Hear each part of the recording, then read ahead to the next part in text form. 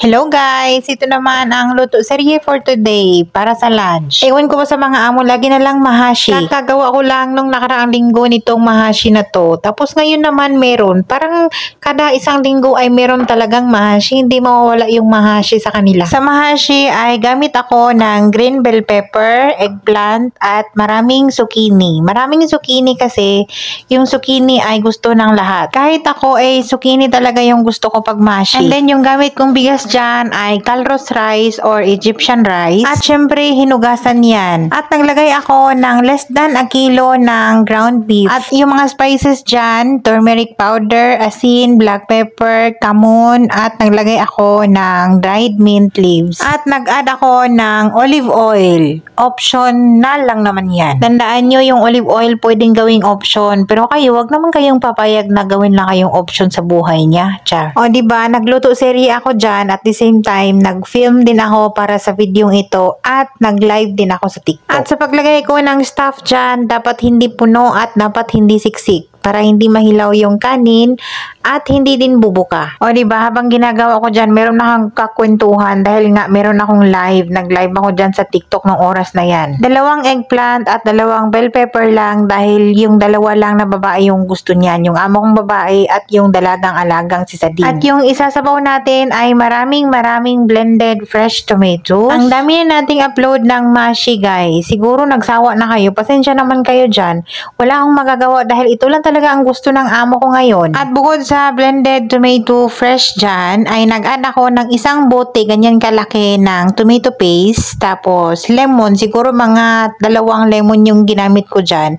At nag-add ako ng dried mint leaves, black pepper, at nag-add ako ng asin, at nag-add ako ng tubig. Tapos habang pinapakuluan ko ay nag-add ng water dahil kailangan yan merong maraming sabaw. Tapos lutuin lang yan ng mga 45 to 1 hour. Kaya kailangan yan ng maraming sabaw dahil pag serve niyan, isi-separate yung sabaw at yung mga gulay dyan. At pag malapit na siyang naluto ay saka ako nag-add ng maraming garlic. Itong dish na to, isa to sa pinaka-healthy nilang pagkain dito. Dito naman sa Saudi, mahilig talaga sila sa mga kamatis, tomato paste, at yogurt.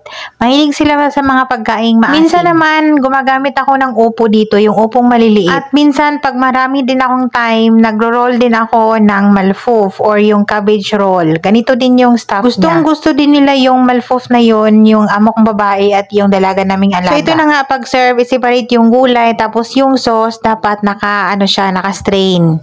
Yung pinaka-fine na sauce, yun yung isi-serve. Tapos, ito naman yung lunch namin ni Belle. Sinadya ko talagang nagpabili ng maraming eggplant dahil nga iprito namin since na ayaw din ni Belle yung mashi. Medyo namimiss din namin to dahil matagal na rin hindi kami nakakain ng pritong talong. Ito naman not healthy kasi nga ang daming mantika. Pero masarap kasi ang bawal. Hi guys. Pritong talong. Iba yung sausawan ko, toyo at lemon. Kay Belle naman, bagoong na isda. Natatakam ako. Pero, di ba mahashi yung pagkain ng mga amo? Nakain pa rin ako ng 1 pirasong pusa. Kasi nga, natatakam ako. Ay.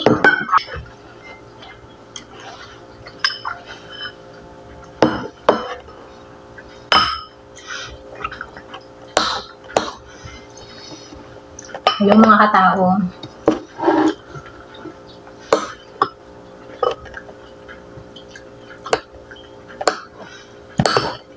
Aray.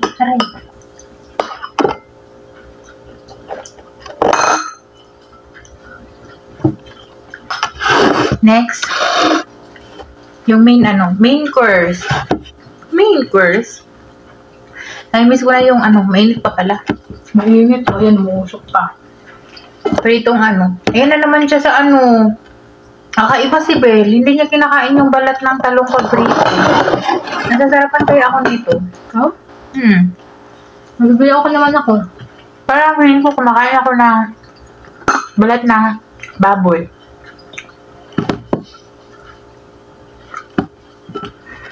Kain pala tayo guys. Kahit walang tayo. Paimpi na nga daw yung mo. Pugutan mo.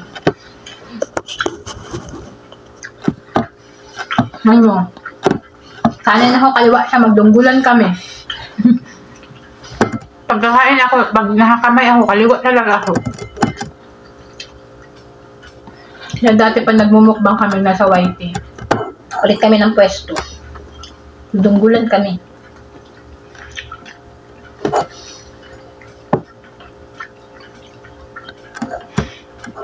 Miss ko na yung ginagawa natin. Bilis naman na kasi bumabalik nila.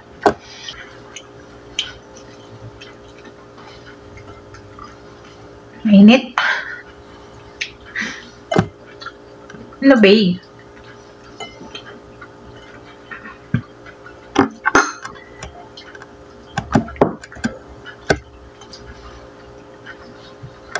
Ang sawsawan ko, toyo, lemon, at chili garlic oil. Nagawa natin. Sarap.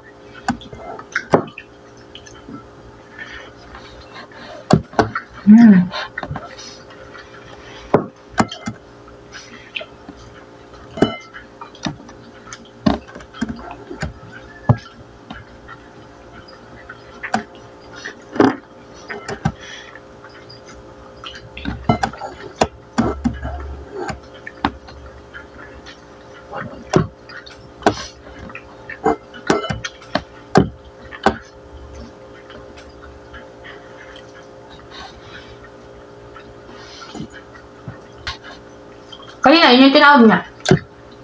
Nakita na rin siguro siya. At simple lang siya.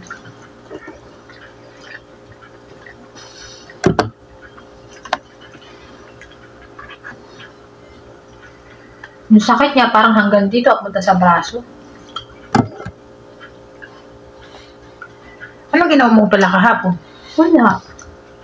Baka sa pagtulog nga to. Kasi pagising ko ng yung posisyon ko nakalawa, doon pa rin ako eh. Grabe.